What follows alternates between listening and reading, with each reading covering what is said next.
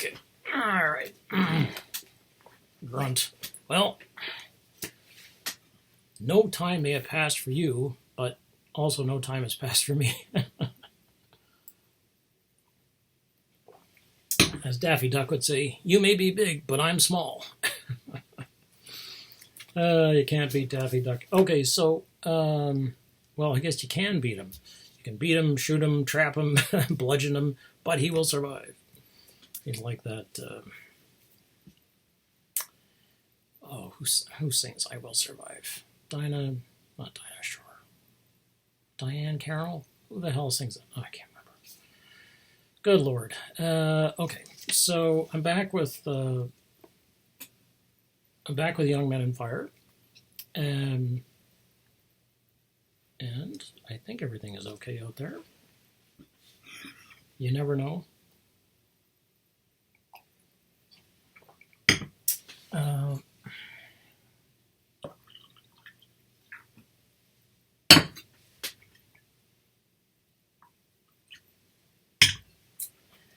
Have you seen Bird Box? It's such an American creation. It's interesting because the director is German, right? Susan Bier. But it's pretty clearly a sort of wholly manufactured Sandra Bullock thing. There's this. It's pretty much the same story as Gravity in many ways, except the kids are still alive, I guess. Anyway, it's interesting. It's so interesting how Americans like to perceive themselves and show themselves as being tough-ass bastards. But in the end, they really, they're tough on the outside, sensitive and chewy on the inside. It's like, but really, they're sensitive and chewy on the outside, and they're tough on the inside, and like, fuck everybody else, right? It's like, oh, sorry. Jesus Christ. Oh, watching this movie, I'm like, watched the movie, between watching Bird Box and, reading the news and The Guardian and the New York Times, it's like, there's the reality, and then there's Eliot used to say, between the reality and the dream, light follows the shadow. Between the dream and the reality, between the grasp and the illusion, between the cereals and the milk falls the shadow. Anyway, okay, so we're back to Young Men in Fire, and okay, so the story of this, and this is a hand colored photo that you see of these guys. So in after the war, when they were fighting bushfires in the Western, well, anywhere, but in the Western states particularly, they began to use techniques that they developed during the war, basically to fight forest fires. That is, they were like, well, what other technologies do we have? Well, what they knew, what they'd learned something about, not a lot necessarily about, because they learned something about it, was they knew about tossing people out of airplanes and having them survive. So they thought, well, what if we, instead of, because typically the way you get to a distant fire, let's say in Montana, which is at the time, in Montana, Missouri, wherever there are big, open, densely forested, or there were densely wooded areas, which were largely inaccessible. Basically, how did you get at that? How did you put out fires that might just burn and burn and burn? And the idea at the time of forest management was still very young. I mean, in the sense that people have been managing forests as long as there have been people. People have been, quote unquote, managing nature. We'll see how well that works, right? Much more often, it's like how are people managed by nature rather than how do people manage nature. But so this concept of, for instance, of forest management was, well, we'll preserve it. It's like, well, that doesn't work. You have to have forest burns. If you don't allow a forest to burn at a regular interval, then you're going to have a lot of dead wood and deadfall build up on the forest floor. And when there is a fire, it'll be so hot that it'll scorch the ground, and the pine cones and all the things that typically renew a forest will get burned, as opposed to when you have a standard burn and it's not too hot, like it's not 3,000 degrees, but it's a mild, like what is it, 800 degrees or something like that, and the pine cones pop open, right? And that's the way that a forest reseeds itself, is that there are fires, and there are fire strikes. There have been for hundreds of thousands of millions of years. As long as there have been forests, there are lightning strikes, and there are fires, and they catch in dry tinder because it's there, and then they burn, and the pine cones pop open and release the seeds, and the seed they reseed in the mineral-rich loam that's been burned. That's why slash and burn exists a thing, and that's why they're to slash and burn in, say, the Amazon rainforest is a thing, because you cut down everything, you burn it, and you get an instant harvest, basically, where you've got very rich soil for that one shot. But then, of course, all the things that are holding down the soil are gone. The soil washes away in the high rains, blah, blah, blah.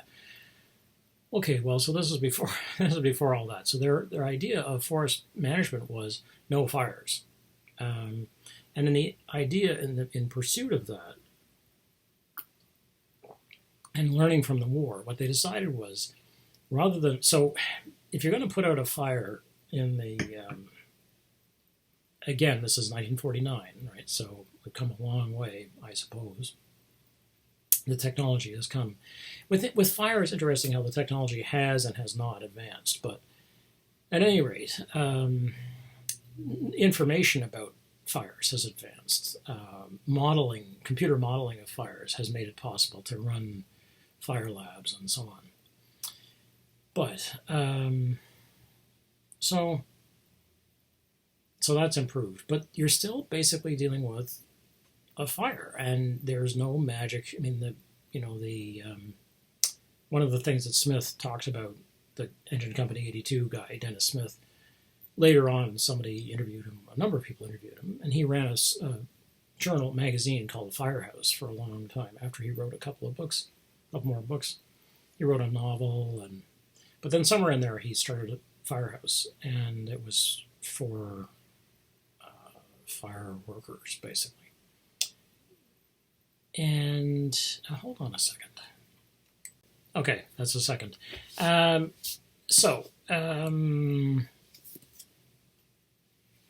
have to just go back and look into videos. Scrub.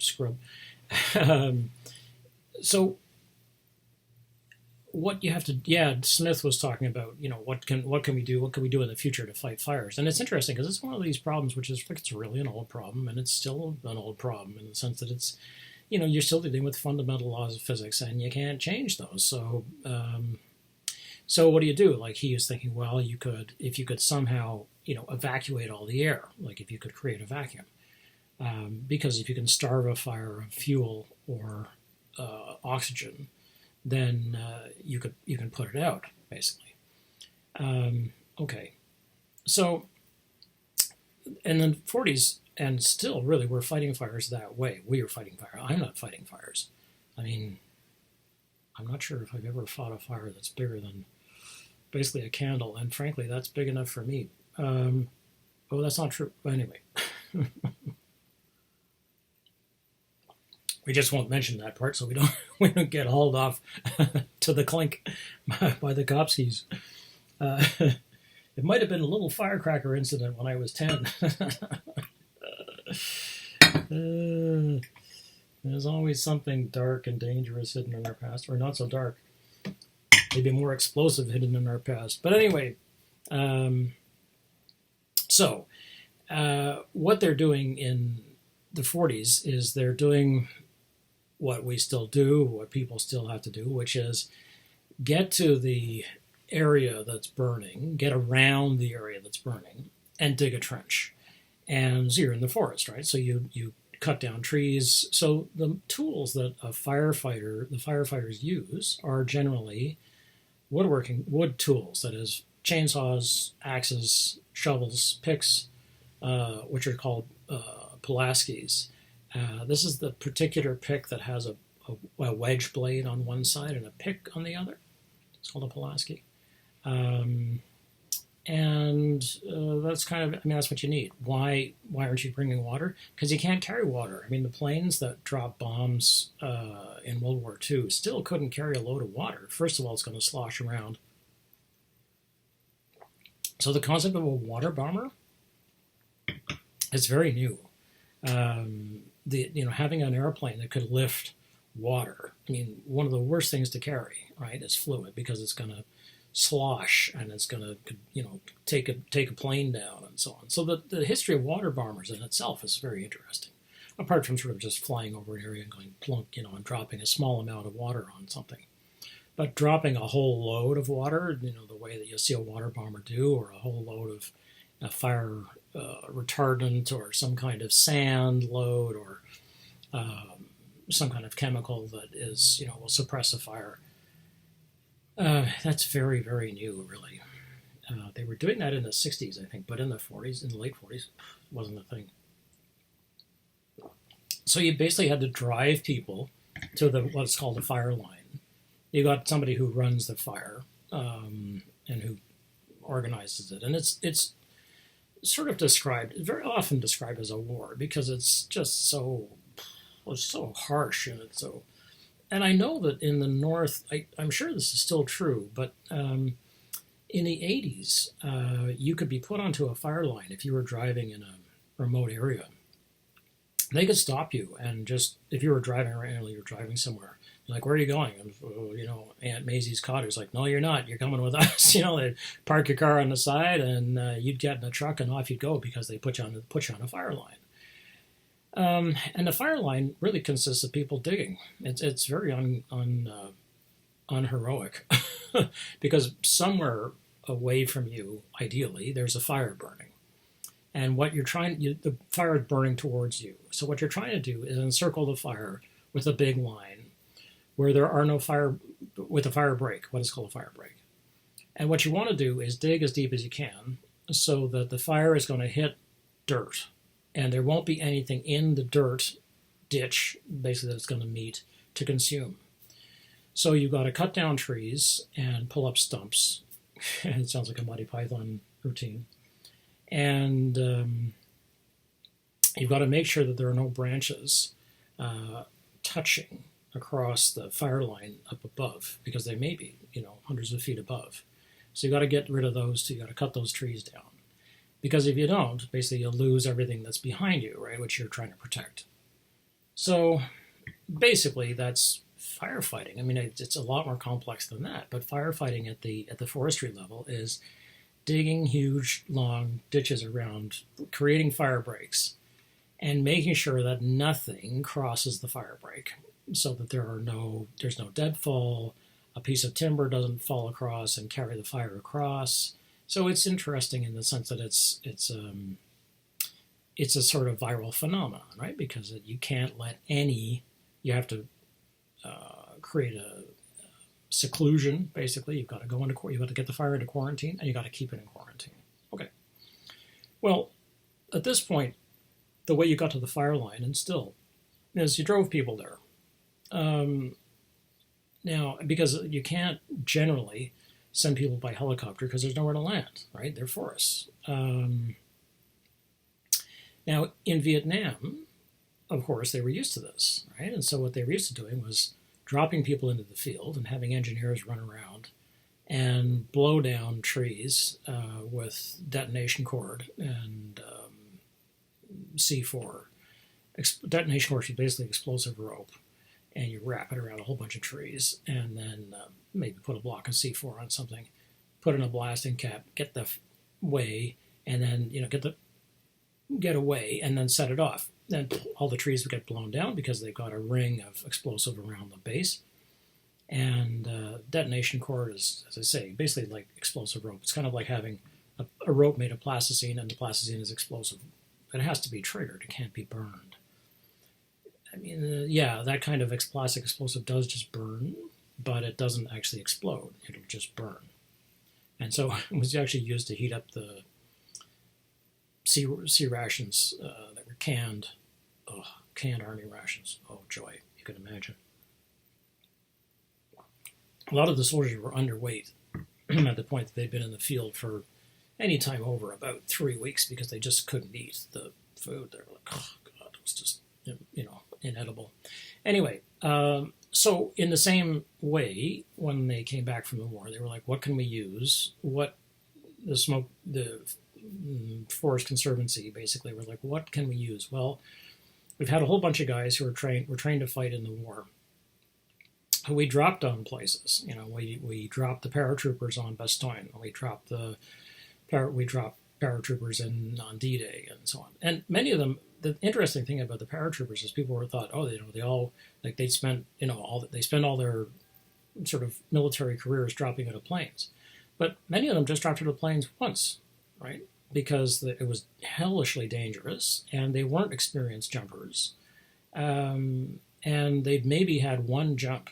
I guess there's no time to train people properly. So a lot of paratroopers just died. I mean, they just went down, and then something happened to the parachutes, and all kinds of stuff happened. So the science basically of jumping on particular destinations was not exactly precise at all. By the late 40s, it was better than it had been, because the Army was like, we need to work on this. We need to have these airborne rangers, because the next war is going to be, we're going to have to drop people from the air in significant numbers, and they have to land, and they have to be able to fight, and so on, and they can't have broken legs, and so on. So the technology starts to, as always, it starts to speed up. So you've got people who are, in the case of the smoke jumpers, and this is what they were called, right? Smoke jumpers. So they created a unit in Montana and elsewhere, and their job was to jump on fires, which is crazy, right? I mean, it's bad enough going out to fight a fire, let alone jumping on a fire. So you're flying in an airplane, low and slow, like 10,000 feet, 15,000 feet. You jump out, you wait, count to whatever, pull the ripcord, and then you're at the mercy of the winds. Now remember, these are big silk canopies, and they were not steerable the way, you see people in these like a wingsuit kind of things, and they're like pulling handles, and like you can spill the wind out of, and they can really sail them around. And it's like, no. These are big, huge silk parachutes, and they're like big, basically they're not even, they're not wing shaped even. They're circles, basically. They look like big circles in the sky. They look like mushrooms. So they're not, I mean, you wound up in trees, and well, of course they wound up in trees. They were jumping on forests. So what happens in this particular case is that it's a particular team of smoke jumpers. So that's these guys here. Right? And they're led by a foreman, and each team has to have a foreman, which is the equivalent of a sergeant, basically. And you can see the sort of paramilitary quality. And some of the guys were military. They were ex-military. One of them had been a paratrooper, so you think, an experienced jumper. Well, he was an experienced jumper. He'd had one jump because that was experienced, right? I mean, he probably had one jump to qualify for jump school, and then he had one jump into France. Well, yeah, into France. So that's qualified. Now you've got people who have, hundreds of hours. Hundreds of hours, that's a lot, but hundreds of jumps, let's say, and are experienced, and they really know. It's a whole different thing. I mean, it's just a world away from where it was 70 years ago. So these guys basically train, and they get in these slow flying planes, and then that's it. They stand at the, they stand at the side of the plane, and they're like, tap on the back of the ankle, you go, right? And there's a static line. So as you jump out, the static line takes the parachute and opens it for you. Out you go. And they also have to drop everything else, their tools, their water, food, because they're probably going to be down there for, say, well, you don't know, 3 days, 4 days, you don't know how long it's going to take for people to get to them. because they're going to lead. The idea was, let's get them as close to the fire as we can, and they'll dig the first trench, and maybe they can stop the fire there, and it won't burn. Right, so we'll get there faster. We'll get there first. So these, I think my memory is it's 18 guys, but that may be wrong. I'm never really good for these numbers. I'm like, was it 18, 19 guys? Was it 17 guys? I know that people are like, oh, how can you forget? It's like, well, I wasn't there, okay? So, anyway, so my memory is about 18 or 19 guys, which is a couple of squads, basically. If you think a platoon is typically 60 people, this is sort of like a third of a platoon, 2 or 3 squads. And they jump on a fire, and the tools all start falling. And the kinds of tools we're talking about are, at the time, they were not chainsaws. It's like they weren't portable at all. I mean, they were no. So they're dropping axes. They're dropping. It's all hand tools. They're dropping shovels because you're going to have to dig. Pulaskis, and they're dropping these two people saws, right? So those big lumber saws that you see, because they have to cut down trees, right? So you've got one handle at one end, one handle at the other, and each person is going to take a handle, right? Okay, so, and when you see people doing these, like they can move really fast, but you have to know how to do. That's a skill too. So you have to know how to cut down trees and do it quickly, and they have to fall the right way because you don't have time. So right, it was like, whoops, they fell across the fire line. You can't do that, right? So you have to know what you're doing. So there's a lot of knowledge, and and you have to be physically in excellent shape. So they dropped these 18 guys on the fire, and they think they're an hour away, basically, from the fire line, where the fire line will be, because they don't want to drop them into the fire. Obviously, that's not going to be very good. And then they have to run around and collect their tools, and then they have to start running towards the fire. So you pick up one of these big saws, and most of them are double tooled, as they call it. So they're carrying 2 tools. So they have to pick up an axe and a shovel, or an axe and a Pulaski, or an axe and one of these saws. And so if you've ever, run with an industrial tool like this, like say a sledgehammer. A sledgehammer has this big heavy head. I mean, that's the point of it, right? Or a pickaxe. They have these big heavy heads, and the work is done by getting the pickaxe up in the air, and then it's like your job is to add force, but really what you're doing is getting gravity to do the work, right? And with these saws, the blades are like this. They're 6 feet long. They're huge things. So you got to pick that up, and it's going to bounce, and it's going to the saw blade is springy. So they're running with these, and it's hot, right? So it's the Montana summer. Now Montana has these ridges, not unlike Missouri, and other parts of the sort of further west, which are sometimes known as the Badlands, depending on where you are. And these Badlands have these. They look like corduroy, basically. So they have these sort of there are these quite deep valleys and quite high ridges. There aren't peaks. They look like they've been raked. They look like you rake gravel, So you can imagine being an ant, in the gravel. It's like that's what you're dealing with. So at the top of the peaks or top of the ridges, because they're really ridge lines, the temperature might be in the summer I don't know, 80 or 90 degrees, because it's hot. I mean, it's sort of burning down on you, and it's dry, and it's dry. But down at the bottom of these ravines, depending on whether there's cover or not, if there's a forest, it's going to be cooler because in the shade it's going to be cooler.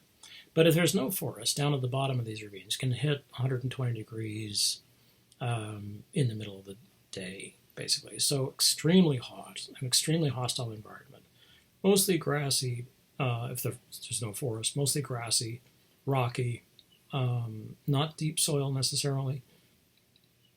Some sand, some sandy soil. So that's what you're dealing with.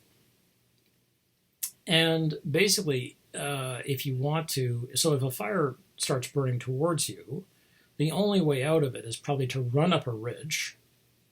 You've got a fire chasing you, and the temperature is rising.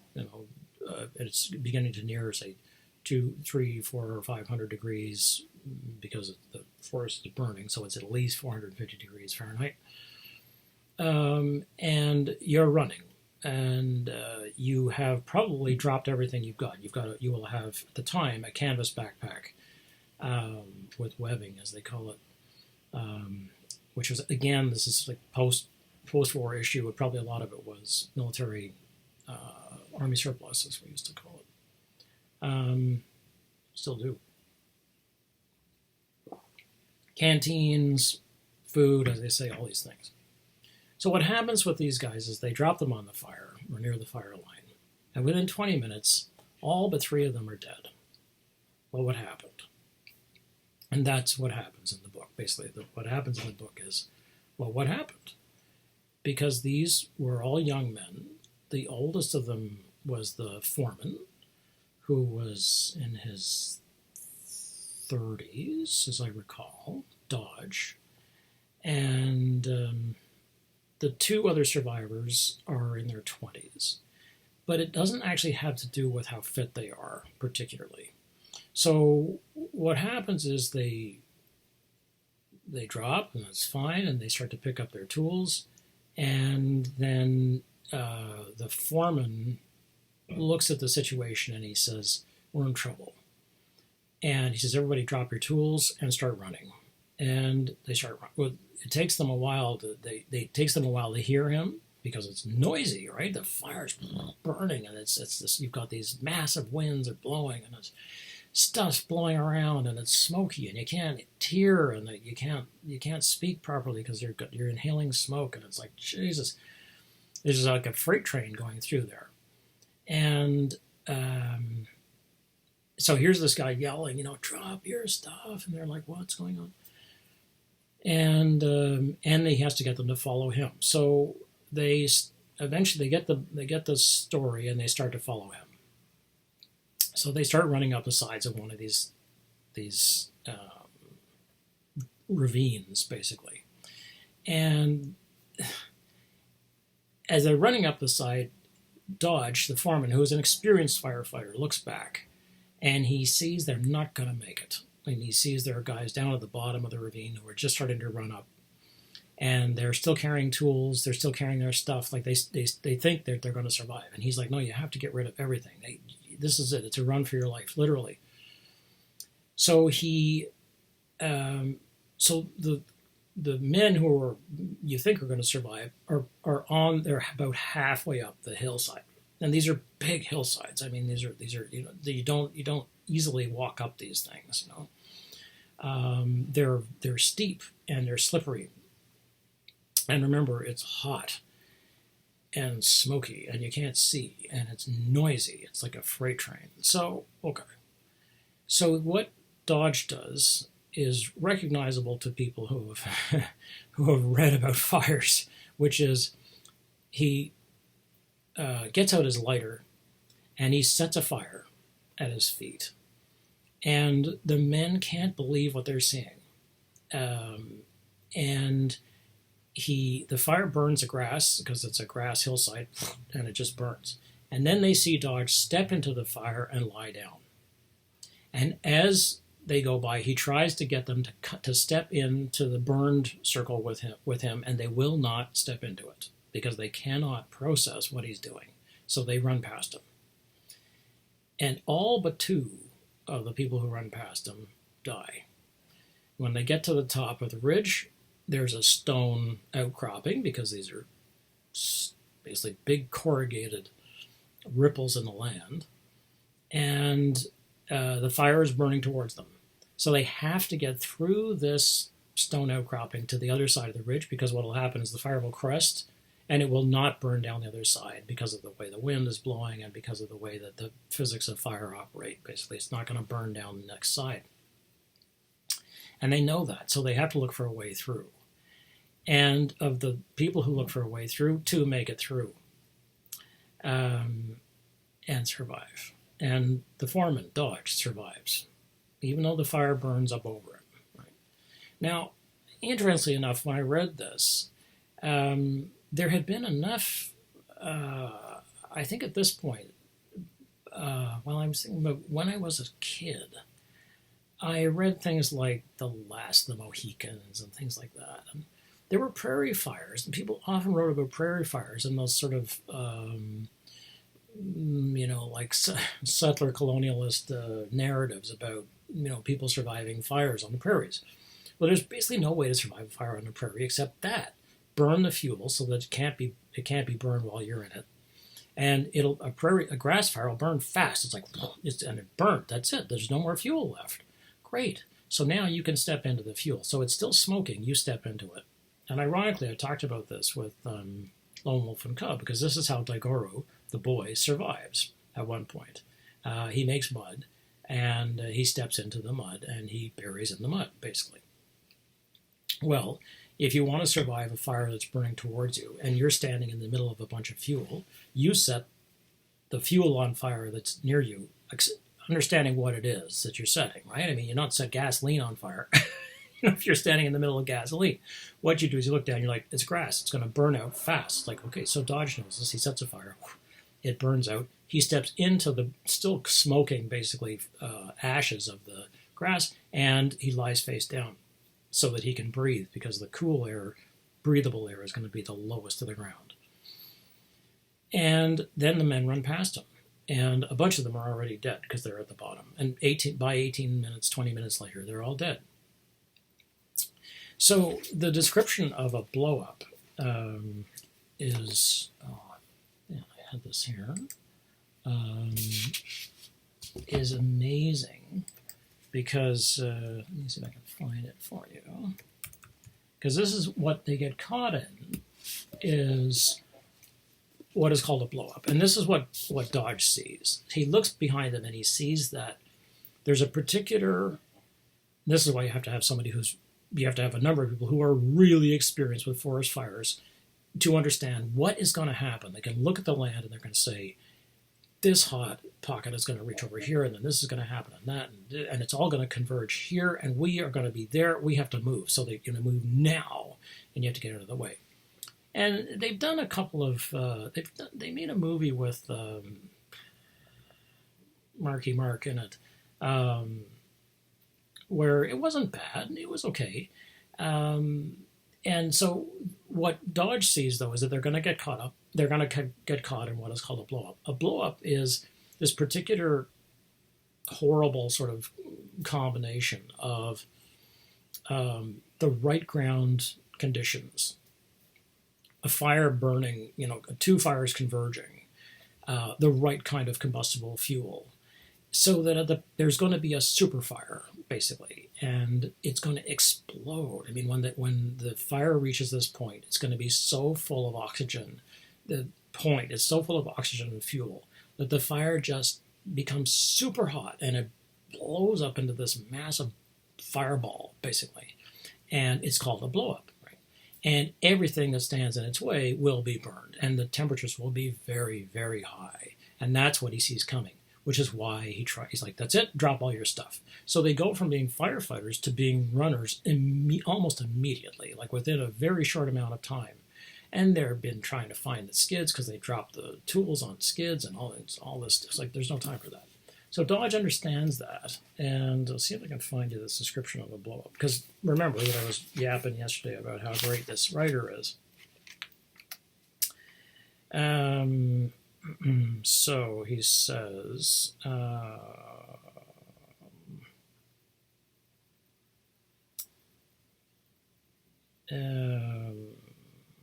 okay. He says it's perhaps even more unpredictable. Okay, so they're talking about, he talks about how a fire can crown And what you can try to do if you're in the line and you know and you see what's going on is you can start what's called a backfire. And a backfire takes the superheat basically away. You actually start a fire, and it's in the physics are right. You have to know where to set it. And you'll see guys on the fire line, they're walking around with propane torches because the torches are burning. And you can burn propane for a propane tank, a small propane tank that you can carry, which you can carry without it burning you, has a nozzle on it. And it's just on, you can just leave it on fire. I mean, it's basically burning gas. You can put it out. You can just turn the little wheel and turn off the gas, which is just like a barbecue, basically. So you're carrying around one of these little tanks. But you can also spark it up, and then you can use that to set fires. So setting backfires has become a very common way of handling these kinds of very dangerous blowups. But at the same time, a backfire can join the main fire, right? It's perhaps even more unpredictable if there isn't much of a wind to begin with, because a big crown fire, so a crown fire, this is when the tops of the trees all together burst into flame. So suddenly, and now you've got literally a perfect storm, because now you've got this massive fireball that's burning, say, a couple of 100 feet up or whatever, and it's going to draw up all the cool air. So suddenly you've got a hurricane that's drawing up, the air is just shooting up towards this fireball. So the hot, lighter air rises, the cold, heavier air rushes down to replace it in what is called a convection effect. So basically you're standing at the bottom of a vortex, which is going to feel like a hurricane to you. And soon a great fire whirl is started and fills the air with burning cones and branches which drop in advance of the main fire like the 4th of July and start spot fires. So then there's little fires burning all over the place, and they're going to become main fires, right? The separate spot fires soon burn together, and life is trapped between the main fire coming from behind and the new line of fire now burning back toward it. So so now the people who are caught in the center you're screwed. Then something terrible can happen. So it's like, as if this is not bad enough, you've got the main fire burning towards you, a backfire, basically it's started by accident. The space between the converged spot fires as they burn close to the main fire can become hotter than the point of ignition. If the convection effect or a change in the wind blows fresh oxygen between the two fires, suddenly replenishing the burned out air, there can be a blow up. So the problem is, I mean, it's all good because basically the fires are consuming air at a vast rate. It's like, great, terrific, because they're going to run out. They're going to have to slow down, right? But not if you get these two particular fires going like this, because then the air is refreshed and it keeps rushing in. And the more it rushes in, the more fire there's going to be, right? Although a blow-up can be still caused in other ways. Not many have seen a blow-up. Even fewer have seen one and lived. And fewer still have tried afterwards to recover and record out their seared memories what happened.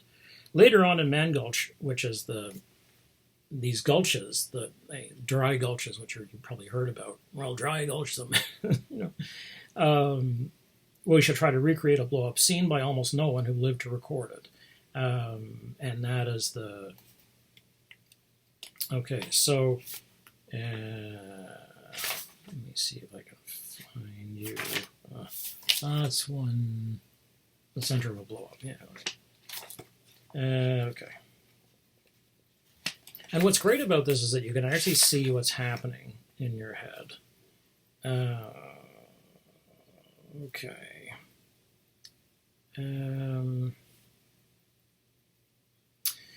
Okay.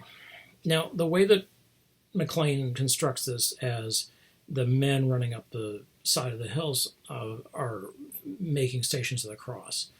It's the tendency to make a religious sacrifice out of any sort of deaths in nature because otherwise they're apparently meaningless. And so they've actually gone, if you go to the Man Gulch, it's Man, M-A-N-N, it's just the name of one of these particular gulches. So they're like, oh, there's a fire in the Man Gulch, we got to get people there.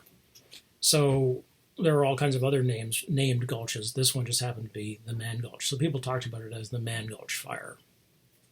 It's very famous. Okay. So, so you can go now if you wish. I guess it's a safe place to go since there wouldn't be anybody there. I mean, who in their right mind would go to the Man Gulch? Because McLean goes back, and they go back in the middle of the summer to try to get a sense of what it was like, and they can't stand being at the bottom of the gulch. It's 140 degrees. And McLean is like in his mid-70s when he goes back, although he's active and so on. It's like, boy, that that is hard stuff. And anyway, so there actually are crosses wherever somebody died, wherever somebody fell, as they say. They put a cross and they have an identity plaque and they talk about who it is and so on. But they were young, 18, 19, that kind of thing. So they came to the edge of a scattered timber with a grassy slope ahead. There they could see what is really not possible to see, the center of a blow-up. And this is where the book is so good, is that I've talked before about texts having a mystery to them. And what the mystery here is what were the conditions that they saw? What killed them? Like, this is what you want to know, right? It's the same with a horror movie. You want to see what's killing people without being killed yourself. This is the point of the spectator, as you want to. So you want to see, like, we want to know what's killing them in Bird Box. You just don't want to see it yourself. You know that it's bad. Okay, it's really not possible to see the center of a blow up because the smoke only occasionally lifts, and when it does, all that can be seen are pieces of death flying around looking for you. Burning cones, branches circling on wings, a log in flight without a propeller. Below in the bottom of the gulch was a great roar, with visible flames, but blown by winds on fire. Now, for the first time, they could have seen to the head of the gulch if they had been looking that way. And now, for the first time, to their left, the top of the ridge was visible, so the head of the gulch would be where the gulch ends, essentially. And the top of the ridge would be to their left or right, depending on which way they're facing. Looking when the smoke parted to be not more than 200 yards away, but straight up, right? I mean, it's 200 yards.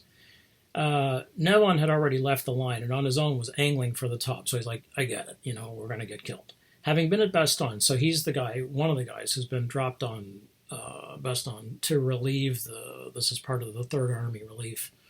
And it's a famous paratrooper drop. Thought he had come to know the deepest of secrets, how death can be avoided. And as if he had put away his camera because he's been taking pictures.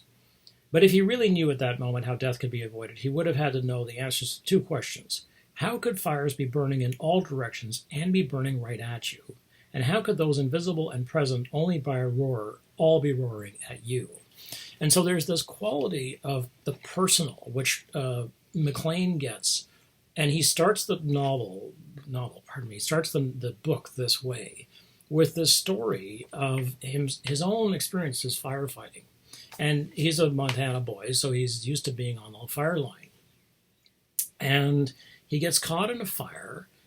He's fighting a fire, and he sees there's trouble. And so he starts running up the hillside because he knows. Behind where I did not dare to look, the main fire was sound and heat, a ground noise like a freight train. Where there were weak spots in the grass, it sounded as if the freight train had slowed down to cross a bridge, or perhaps to enter a tunnel. It could have been doing either, because in a moment it roared again and started to catch up. It came so close it sounded as if it were cracking bones, and mine were the only bones around. Then it would enter a tunnel, and I would have hope again. Whether it rumbled or crackled, I was always terrified, always thirsty, always exhausted.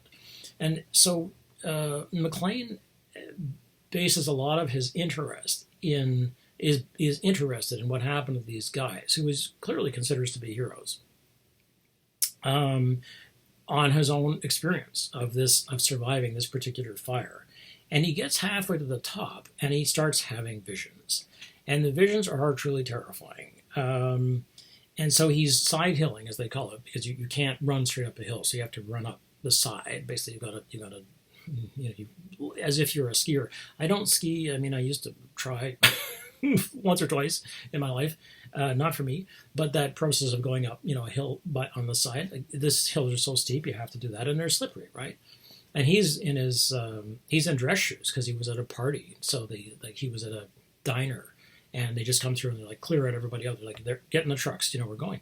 So you just go in whatever you had. So he goes in dress shoes, which have slick soles. Like he's not in boots. And so he hears a voice that says, "How are you doing, Sonny?" And he thinks it must be a crew member of his. So he looks around and he sees a guy with climbing who's this black figure. Not that he's an African American, but that the figure is all black.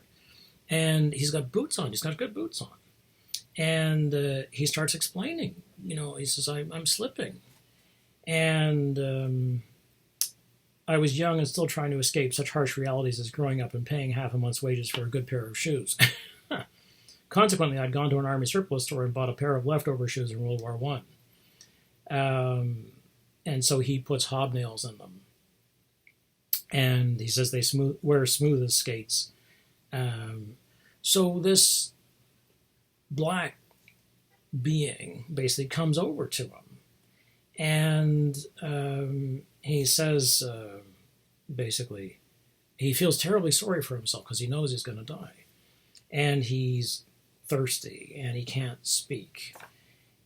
As the fire up the hillside closes in, everything becomes a mode of exhaustion. Fear, thirst, terror, a twitch in the flesh that still has a preference to live, all become simply exhaustion. So upon closer examination, burning to death on a mountainside is dying at least 3 times, not 2 times as has been said before. First, considerably ahead of the fire, you reach the verge of death in your boots and your legs.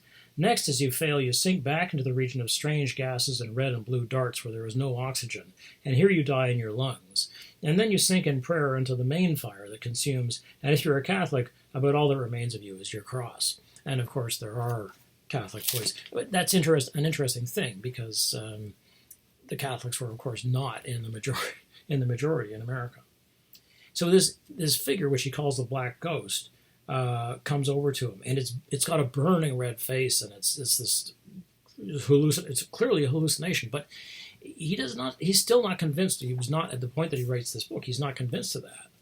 And so the figure says to him, "Can I be of any help?" Yes, I was able to say, "Yes, thanks." And then it comes over and it hits him. And it slaps me in the face. "My God," I said, and reeled sideways across the hillside. All I knew while I staggered was that if I fell, I might never get up. I burst into tears even while I was staggering, but came to rest standing. When I could recover my breath and hold the hot air in my lungs, I cried out loud, especially when I realized that all that could save me now was my army surplus boots. Still in tears, I proceeded to climb almost straight uphill without slipping until I reached the contour where I had been outraged. Here I stopped and went looking for what had done it, but he was far up the hill, peering down at me from the mouth of a cave that now and then opened in a red cliff of flame. This is all I know about the violent apparition that was just ahead of the fire. It must have been a member of the fire crew that had been picked up in the bars of Butte, in Montana. I'd never seen him before, and have never seen him since. Maybe he was a Butte wino demented by thirst. Maybe he was a Butte miner with tuberculosis whose lungs were collapsing wall to wall from the heat. So he's convinced still that it's a person, right? That it's not some part of the fire, that he got hit with a sharp gust of wind, or basically flame that didn't burn him, but just passed by so fast, or a log, or something that has been picked up and thrown around. I have no clear memory of going up the rest of the ridge, except that when I reached the top, I had to put out the fire that smoldered in my shoelaces. So he's really come close to this, and this basically is the story that he then has to recount. Now, there's a fascinating. So he then gets to the 2 guys who survive, because Dodge later dies of cancer, although he's shunned by the firefighters because he survives, right? And they're like, "What happened to you? How come you survived and your whole crew died? Like, what was it?" And he's like, I started a fire, I tried to get them in. And they're like, "You did what?" And and they don't know. He doesn't know. Like, they go back to him and say, "Where did you learn to set a fire and then step into it?" And he says, "I can't tell you." And it's like, "Did you read?" Because we know there's a passage in Fenimore Cooper's The Prairie, which is the last Chingachgook book. It's the last book about the last of the Mohicans. That is the last of the Mohicans. Well, actually, it's not. But anyway, it's the Deerslayer character. Deerslayer is the first novel about him. The Prairie is the last. 1921, Cooper was still alive. Okay, so how did he survive? Well, when the two other guys get to the top of the ridge, they remember going through the ridge. We ran straight up and we went through the ridge. No, it turns out when he convinces them to go back with him. They go back to the hillside, and they walk through it. Basically, it's like, this is what happened, and then this happened, and they're narrating what happened to them as they go up the hillside. And they're like, and then we got here, and they're like, no, we didn't. And it turns out that the pass that let them through the top of the ridge is 100 yards to the right. So how did they get there? They must have run along the ridge line without remembering it at all. So there's this amazing piece where they lead him on their trip. So the two names are Rumsey and Sally. These are the two survivors beyond Dodge.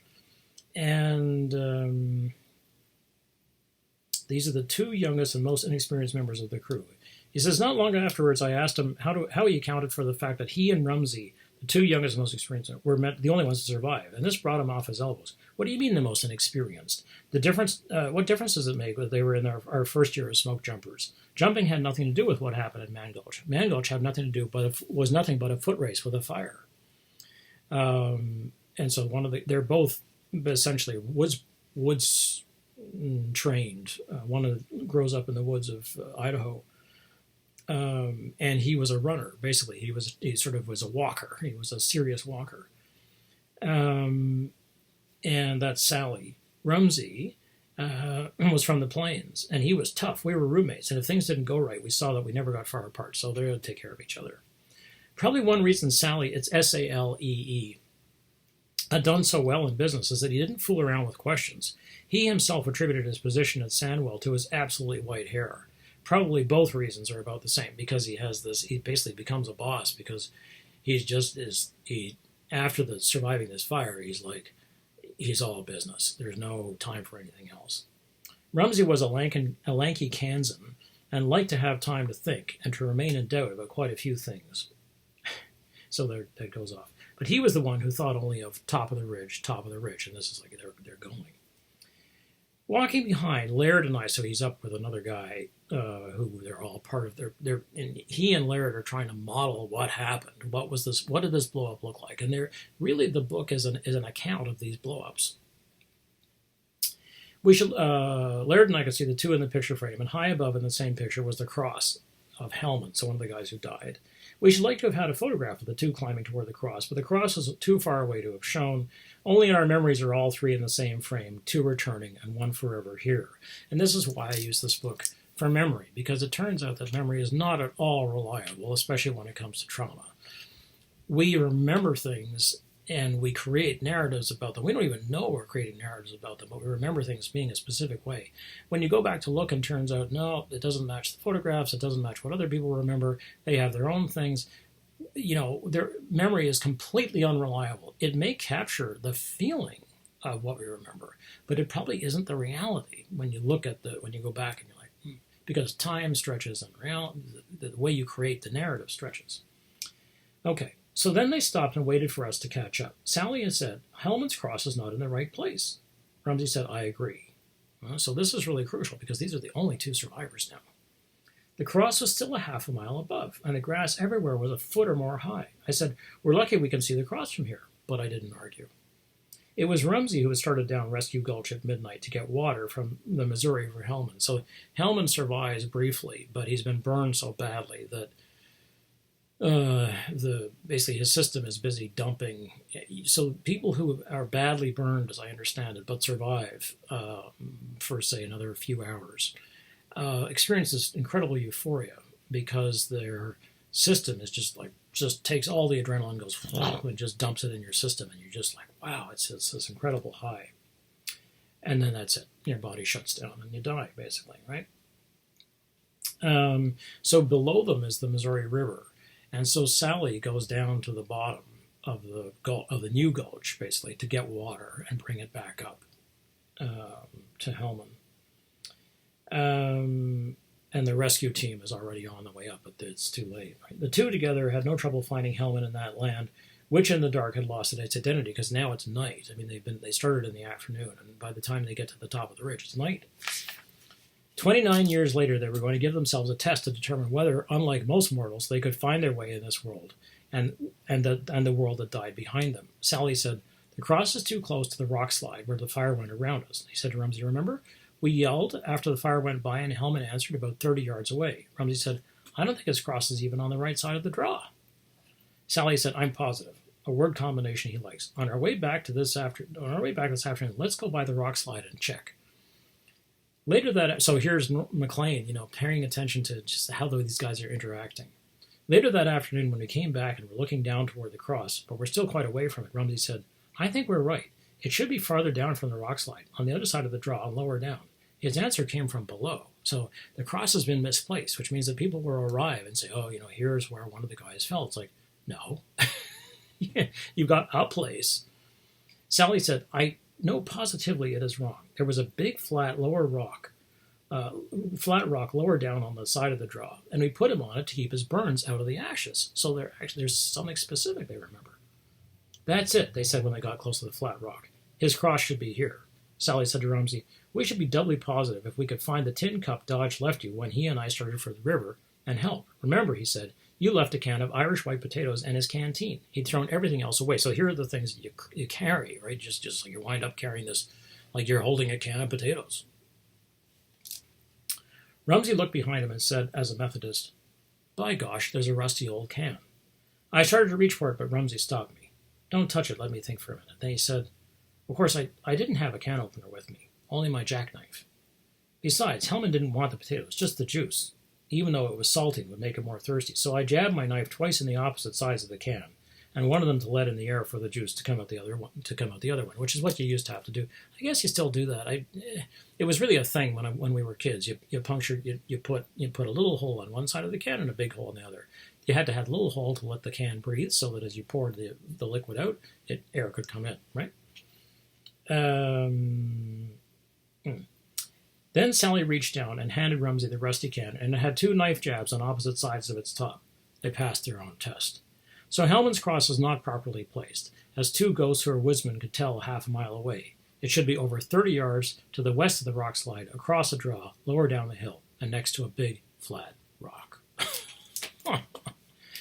In every possible way, this is an amazing book. I cannot recommend it highly enough. It's so intelligent about knowing how to tell a story which is virtually untellable, understanding that when something happens, it's so incredibly quick like this, you have to go back and go back and go back and go back. And Errol Morris does this really well in his films, and this is something which he does in The Thin Blue Line. Some of it he does spectacularly well. He does to some extent in Mr. Death, the documentary about Edward Leuchter, the guy who becomes a Holocaust denier, who designs lethal injection machines for the various states that believe in capital punishment still. So Errol Morris has the same kind of incredible focus where you keep coming back and you keep coming back. And if you see a series, quite a good Italian series, actually really good, called The Trial, which has just been released on Netflix. It also is about an 11-minute period, which they don't have information about. And this 11-minute gap appears to contain, of course, the world. And this is the same thing that happens here. So what happened? So it's a discussion of fires, yeah, but it's also a discussion about memory. It's a discussion of basically how this guy, Norman MacLean, writes. It's a discussion of how he moves around in the world and how he observes people. How his story is the first thing that he puts in, but it's the last thing as well, in the sense that he is focused on his own story, but then he's trying to figure out the bigger story, and he is not certain in any way. And so the story is full of doubt. It's not one of those incredibly aggravating existential stories about what happened and we never know. It's like, no, it's not like that. It does have answers in it. You do find out what they think happened. But he goes that there's a fastidiousness with which he goes around and methodically picks up every possible way of understanding an object. And this is one of these wonderful sort of phenomenological ways of looking at a thing, where you say, let me go over here. This is what forestry science thinks of it. What about this? This is what a sawmill owner would think about. These are the guys who survived. How about the guy who did survive, but not for long? What about him? What does the Forestry Service think about that? What do the scientists say? What do the physicists say? What do the people who are building computer models, what do they say? What do I say as somebody? What does he say as a survivor himself? In every possible way, this is it is a phenomenological and a phenomenal picture of basically how do you understand something. At the center of it is a fire, which kills these young guys who are in the prime of physical condition in a short amount of time. Why? What happened? So, good reading.